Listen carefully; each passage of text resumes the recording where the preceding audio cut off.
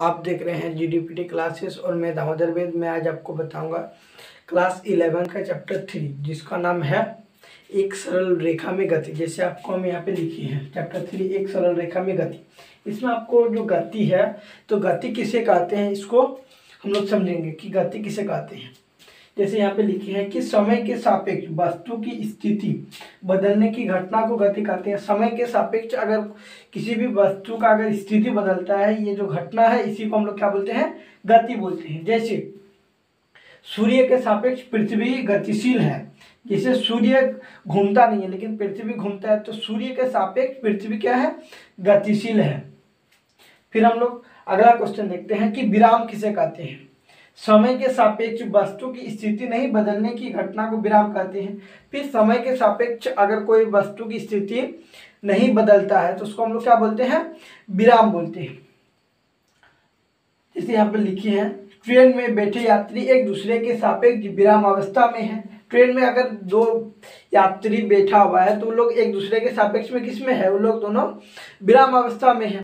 जैसे आपको हम क्वेश्चन लिखे हैं पीछे में कि यांत्रिकी किसे कहते हैं, तो यांत्रिकी भौतिक विज्ञान की शाखा है जिसमें वस्तु का अध्ययन किया जाता है, उसी को हम लोग बोलते हैं यांत्रिकी। जैसे आपको लिखे हैं यहाँ पे कि यांत्रिकी किसे कहते हैं। यांत्रिकी भौतिक विज्ञान की वह शाखा है जिसमें वस्तु का अध्ययन किया जाता है। जिसमें वस्तु का अध्ययन किया जाता है उसे क्या बोलते हैं, यांत्रिकी बोलते हैं। फिर यांत्रिकी कितने प्रकार के होते हैं, तो यांत्रिकी आपका होता है 3 प्रकार की। जैसे आपका यहाँ पे लिखे हैं स्थिति विज्ञान, फिर शुद्ध विज्ञान और गतिकी। अब स्थिति विज्ञान क्या होता है इसके बारे में अभी हम लोग देखते हैं कि स्थिति विज्ञान क्या होता है। स्थिति विज्ञान जैसे हम लोग देखेंगे अभी स्थिति विज्ञान क्या होता है। यांत्रिकी की वह शाखा जिसमें स्थिर अवस्था में वस्तु का अध्ययन किया जाता है उसे स्थिति विज्ञान कहते हैं। कि स्थिति विज्ञान क्या है, जिसमें यांत्रिकी की एक शाखा है। यांत्रिकी की एक शाखा है जिसमें हम लोग स्थिर अवस्था में वस्तु का अध्ययन करते हैं, उसी को हम लोग क्या बोलते हैं, स्थिति विज्ञान कहते हैं। जैसे किसी वस्तु का परिणामी बल 0 होता है। जैसे किसी भी वस्तु का अध्ययन करते हैं उसका परिणामी बल क्या होता है, 0 होता है। फिर देखते हैं शुद्ध गतिकी। यांत्रिकी की वह शाखा जिसमें वस्तु की गति का अध्ययन किया जाता है। यांत्रिकी की शाखा जिसमें वस्तु की गति का अध्ययन किया जाता है लेकिन उन कारणों पर कोई विचार नहीं किया जाता है कि जिनके कारण गति उत्पन्न होता है।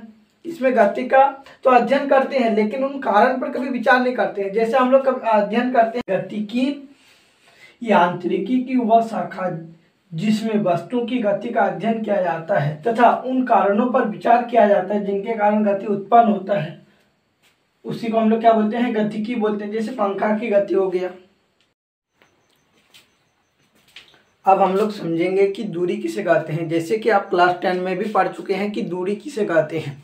जैसे हम आपको क्वेश्चन लिखे हैं एक को कि दूरी किसे कहते हैं। किसी वस्तु द्वारा मार्ग की लंबाई को दूरी कहते हैं। किसी भी वस्तु द्वारा जो मार्ग की लंबाई होता है उसी को हम लोग दूरी बोलते हैं। जैसे आप यहाँ से अगर चलना शुरू कीजिएगा, यहाँ से यहाँ तक पहुँचिएगा, ए से चलना शुरू कीजिएगा और आप डी में पहुँचिएगा तो और जो आपका दूरी होगा ए और डी के बीच जो दूरी होगा वो क्या हो जाएगा, A into B plus B into C plus C into D. तीनों को जोड़ेंगे तो क्या, ए और डी का दूरी पता चल जाएगा। ए से डी का कितना दूरी है ये आपको पता चल जाएगा। फिर आपका विस्थापन आता है कि विस्थापन किसे कहते हैं। वस्तु की प्रारंभिक स्थिति तथा अंतिम स्थिति के बीच न्यूनतम दूरी को विस्थापन कहते हैं। वस्तु का प्रारंभिक स्थिति और अंतिम स्थिति के बीच जितना दूरी होता है उसी को हम लोग क्या बोलते हैं, विस्थापन बोलते हैं। जैसे यहाँ पर आपका प्रारंभिक स्थिति ए है और आप बी में पहुंचे, ये जो प्रारंभिक और अंतिम स्थिति के बीच जितना दूरी है इसी को हम लोग बोलते हैं विस्थापन।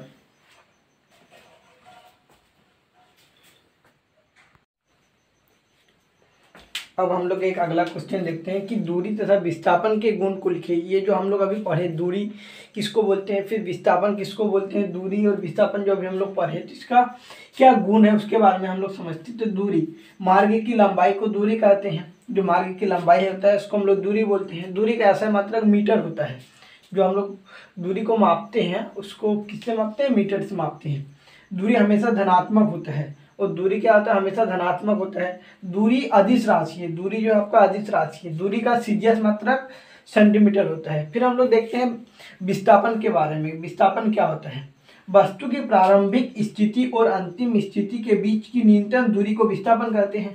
वस्तु का जो प्रारंभिक स्थिति होता है और अंतिम स्थिति होता है, इन दोनों के बीच जितना न्यूनतम दूरी होता है उसी को क्या बोलते हैं हम लोग? विस्थापन बोलते हैं। विस्थापन का ऐसा मात्रक मीटर होता है। जो दूरी का ऐसा मात्रक होता है वो विस्थापन का भी ऐसा मात्रक मीटर होता है। विस्थापन जो है आपका धनात्मक, ऋणात्मक और शून्य भी हो सकता है। फिर विस्थापन एक सदिश राशि है। दूरी है आपका अदिश राशि, लेकिन विस्थापन है आपका सदिश राशि। विस्थापन का सीजीएस मात्रक होता है आपका सेंटीमीटर।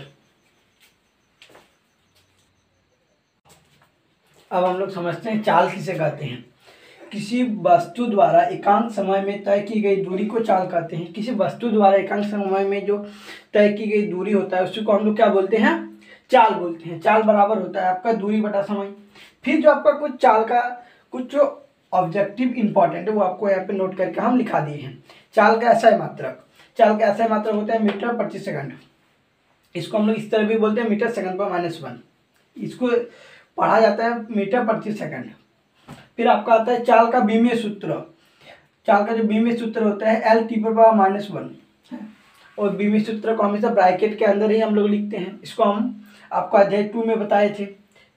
चाल एक अदिश राशि है, और चाल जो है आपका अदिश राशि है। अदिश राशि क्यों है? क्योंकि चाल का परिमाप दिया हुआ होता है लेकिन इसका दिशा दिया हुआ नहीं होता है, जिसके कारण क्या है, यह अदिश राशि है। तो ये आपको यहाँ पे लिख दिए हैं। चाल एक अदिश राशि है क्योंकि सिर्फ परिमाण होता है, इसका सिर्फ परिमाण होता है लेकिन इसका दिशा नहीं होता। दिशा नहीं होने के कारण ये क्या है? अदिश राशि है। फिर आता है आपका कि चाल कितने प्रकार के होते हैं। जैसे आपका सवाल आता है चाल कितने प्रकार के होता है। चाल 4 प्रकार के होते हैं। जैसे एक समान चाल, इसका एक दूसरा नाम है समरूप चाल, या फिर इसको बोल सकते हैं अपरिवर्तित चाल। जैसे किसी का बच्चे का नाम नहीं देखते हैं आप लोग कि किसी का नाम रहता है प्रिया, लेकिन वो अपने से फेसबुक में अपना नाम रख लेता है एंजल प्रिया, समझ रहे ना। उसी तरह है असमान चाल। फिर ये हो गया असमरूप चाल और परिवर्तित चाल। जैसे यहाँ पे अपरिवर्तित चाल था तो यहाँ पे आपका हो गया परिवर्तित चाल। ये तीनों का मतलब एक ही है और ये तीनों का मतलब एक है। फिर आपका आता है औसत चाल और एक को आपका आता है तात्क्षणिक चाल। अब ये एक समान चाल क्या होता है इसके बारे में भी हम लोग देखते हैं। एक समान चाल क्या है इसको हम लोग देखते हैं।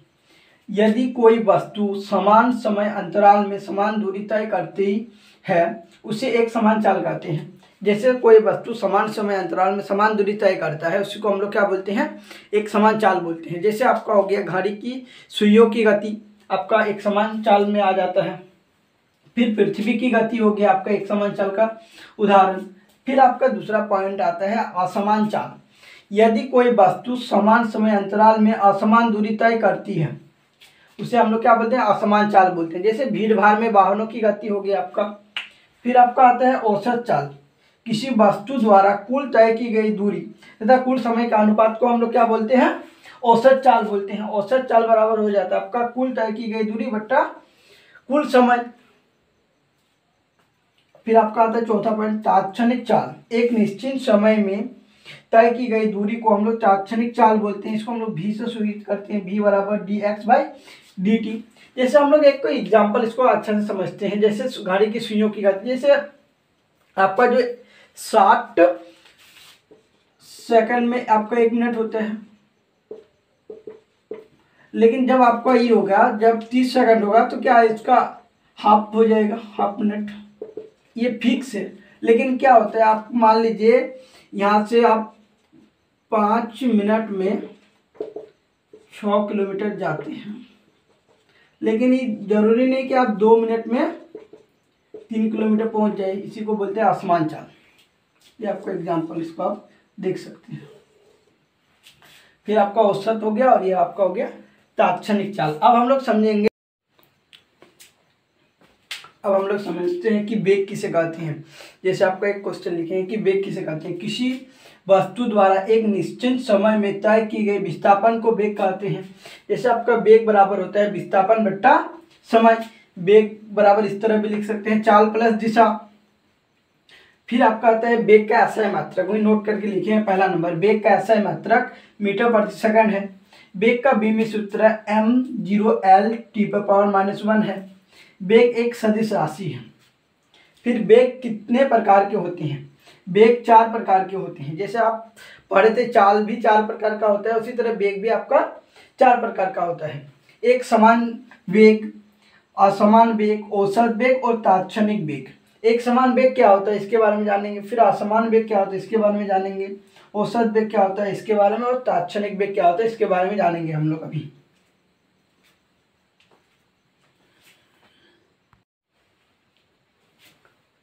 एक समान वेग, यदि कोई वस्तु समान समय अंतराल में समान विस्थापन तय करती है तो उसे एक समान वेग कहते हैं। एक समान वेग हो गया आपका कि समान समय अंतराल में समान विस्थापन तय करता है, तो उसे हम लोग क्या बोलते हैं? एक समान वेग बोलते हैं। असमान वेग, यदि कोई वस्तु समान समय अंतराल में असमान विस्थापन तय करती है तो उसे असमान वेग कहते हैं। असमान वेग क्या होता है कि कोई वस्तु समान समय अंतराल में असमान विस्थापन तय करता है, उसी को हम लोग क्या बोलते हैं? असमान वेग बोलते हैं। फिर आपका आता है औसत वेग, यदि कोई वस्तु द्वारा कुल तय की गई विस्थापन तथा कुल समय के अनुपात को औसत वेग बोलते हैं। कुल जितना दूरी, जितना विस्थापन तय करता है और जितना समय लगता है, उसी को हम लोग क्या बोलते हैं? औसत वेग में लिखे हैं। यदि कोई वस्तु द्वारा कुल तय की गई विस्थापन, तो कुल तय की गई विस्थापन तथा कुल समय का अनुपात बट्टा कुल समय का अनुपात को ही हम लोग क्या बोलते हैं? औसत वेग बोलते हैं। फिर आपका आता है तात्क्षणिक वेग। यह तात्क्षणिक वेग बराबर आता है एक निश्चित समय में तय की गई विस्थापन को तात्क्षणिक वेग कहते हैं। तात्क्षणिक वेग बराबर आता है आपका dx/dt। तात्क्षणिक वेग को हम लोग v से सूचित करते हैं, तो v बराबर dx/dt आपका आ जाता है। अब एक अगला क्वेश्चन देखते हैं कि चाल और वेग में अंतर स्पष्ट करें। मतलब जो आपका होता है चाल और वेग में क्या अंतर है उसको हमको लिखना होता है। कि देखिए चाल और वेग में अंतर, चाल बराबर, यह एक अदिश राशि, चाल क्या है आपका? अदिश राशि, लेकिन वेग एक सदिश राशि है। पहला अंतर हो गया आपका। दूसरा अंतर, इसका दिशा नहीं होता है। चाल का क्या होता है? दिशा नहीं होता है। वेग का दिशा होता है। ये आपका दो का अंतर हो गया, चाल और वेग में अंतर हो गया आपका। चाल और वेग के विशेषताओं को लिखिए। तो आपका ये जो क्वेश्चन है कि चाल और वेग का क्या क्या गुण है, ये आपका पूछ रहा है क्वेश्चन। तो हम लोग लिखेंगे एक बार चाल, एकांक समय में तय की गई दूरी को चाल कहते हैं। पहला पॉइंट लिख दिए हैं, एकांक समय में तय की गई दूरी को हम लोग क्या बोलते हैं? चाल बोलते हैं। चाल एक अदिश राशि है। दूसरा पॉइंट, चाल का ऐसा मात्रक मीटर प्रति सेकंड होता है। फिर चौथा पॉइंट, चाल का बीमी सूत्र L⁻⁻1 है। उसी तरह वेग का गुण लिखते हैं, एक निश्चित दिशा में तय की गई विस्थापन को वेग कहते हैं। वेग क्या है? एक सदिश राशि है। वेग एक सदिश राशि है। वेग का ऐसा मात्रक मीटर प्रति सेकंड है। और वेग का जो बीमीय सूत्र है L⁻⁻1 है। L⁻⁻1 ये हो गया चाल और वेग के विशेषता। अब हम लोग समझेंगे कि त्वरण किसे कहते हैं। जैसे आपके यहाँ पे एक क्वेश्चन लिखे हैं, किसी वस्तु द्वारा वेग में परिवर्तन की दर को हम लोग क्या बोलते हैं? त्वरण बोलते हैं। यहाँ पे त्वरण बराबर वेग में परिवर्तन बट्टा लिया गया समय, ये होता है आपका त्वरण। तो त्वरण को हम लोग स्मॉल ए से सूचित करते हैं, तो ए बराबर हो गया आपका dv/dt। ये जो आपका होता है त्वरण, जैसे आप त्वरण जानते हैं कि जैसे आप साइकिल से जाते हैं कहीं पे, फिर जैसे आपको ये मिलता है, डाउन मिलता है, तो आपका स्पीड बढ़ जाता है। स्पीड जो बढ़ता है, पहले जिस स्पीड से जाते थे फिर उससे ज़्यादा स्पीड हो जाता है। ये जो ज़्यादा स्पीड होता है, ये जो वेग में परिवर्तन होता है, इसी को हम लोग क्या बोलते हैं? त्वरण बोलते हैं। फिर नोट करके लिखिए, त्वरण का ऐसा मात्रक मीटर प्रति सेकंड स्क्वायर होता है। फिर त्वरण का बीम सूत्र L⁻⁻2 है। त्वरण एक सदिश राशि है। त्वरण जो है आपका एक सदिश राशि है।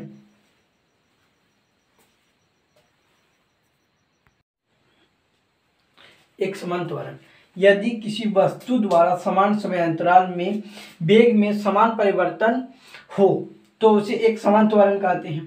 फिर आपका आता है असमान त्वरण। यदि कोई वस्तु समान समय अंतराल में वेग में असमान परिवर्तन हो तो उसे असमान त्वरण कहते हैं। फिर औसत त्वरण, यदि किसी वस्तु के वेग में कुल परिवर्तन तथा कुल समय के अनुपात को क्या बोलते हैं हम लोग, औसत त्वरण बोलते हैं। औसत त्वरण बराबर आपका आ जाता है वेग में परिवर्तन बट्टा कुल समय। उस तरह आपका आता है तात्क्षणिक त्वरण, एक निश्चित दिशा में वेग में परिवर्तन की दर को क्या बोलते हैं हम लोग, तात्क्षणिक त्वरण बोलते हैं। तात्क्षणिक त्वरण बराबर हो गया dv/dt, ये हो गया आपका तात्क्षणिक त्वरण। ये जो आपका एक क्वेश्चन है, सूत्र b बराबर u प्लस ए टी को समाकलन विधि से जांच करें। ये जो सूत्र दिया है b बराबर u प्लस ए टी को हमको किसमें जांच करके दिखाना है, समाकलन विधि से, जिसको हम लोग हिंदी में बोलते हैं समाकलन, लेकिन इसको इंग्लिश में बोलते हैं हम लोग इंटीग्रेशन विधि से इसको जांच करना है। तो यहाँ पे लिखेंगे तात्क्षणिक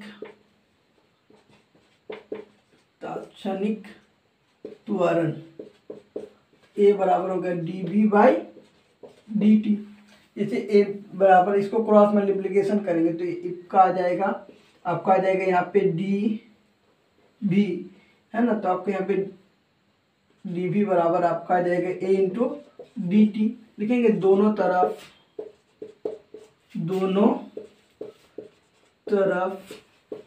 समाकलन, दोनों तरफ समाकलन करने पर, समाकलन में इंटीग्रेशन dv बराबर इंटीग्रेशन a इंटू dt। ये जो आपका 0 से लेकर t हो जाएगा और ये आपका हो जाएगा प्रारंभिक वेग माइनस अंतिम वेग, ये हो जाएगा आपका। जैसे इसका इंटीग्रेशन करेंगे हम लोग तो आपका आ जाएगा, तो यहाँ से जैसे इंटीग्रेशन करेंगे तो v आ गया, v बराबर u v, और ये आपका a कांस्टेंट है तो a आपका निकल जाएगा, तो यहाँ पे इंटीग्रेशन dt बचेगा, और यहाँ पे 0 से लेकर हम लोग यहाँ पे t तक लेंगे, जैसे आपको हम यहाँ पे बता रहे हैं।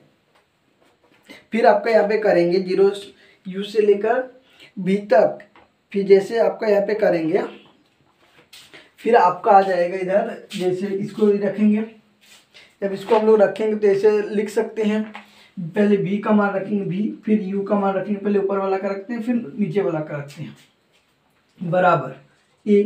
आज जब इसका इंटीग्रेशन करेंगे तो t आएगा, ये 0 यहाँ पे t।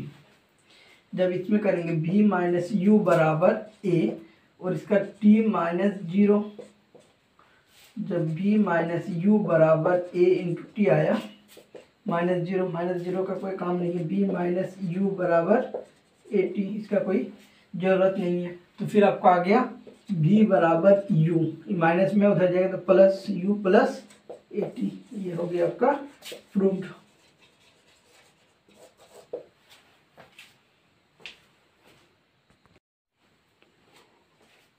अब एक अगला क्वेश्चन हम लोग देखते हैं कि सापेक्षिक वेग या अपेक्षिक वेग किसे कहते हैं। माना कि किसी वस्तु A का दूसरे वस्तु B के सापेक्षिक वह वेग है जो किसी वस्तु A दूसरे वस्तु B के सापेक्ष अपना स्थिति बदल लेता है, उससे सापेक्षिक वेग कहते हैं। फिर आपका अगला क्वेश्चन आता है प्रतिक्रिया काल किसे कहते हैं। किसी व्यक्ति को कोई घटना देखने में और उसका अनुरूप क्रिया बताने में जो समय लगता है उसे हम लोग क्या बोलते हैं, प्रतिक्रिया काल कहते हैं। इसे टी से सूचित किया जाता है। प्रतिक्रिया काल का व्यंजक क्या होता है, जैसे ये आपका फॉर्मूला होता है एस बराबर U T plus half A T square. तो एस की जगह अगर हम लोग डिस्टेंस डी मान लें, फिर प्रारंभिक वेग यू बराबर 0 और ए बराबर जी माने हैं, तो ये इसका वैल्यू यहाँ पे रख दिए, यू का मान यहाँ पे रख दिए 0 प्लस 1/a की जगह यहाँ पे जी टी स्क्वायर, फिर यहाँ पे 0 हो गया पूरा।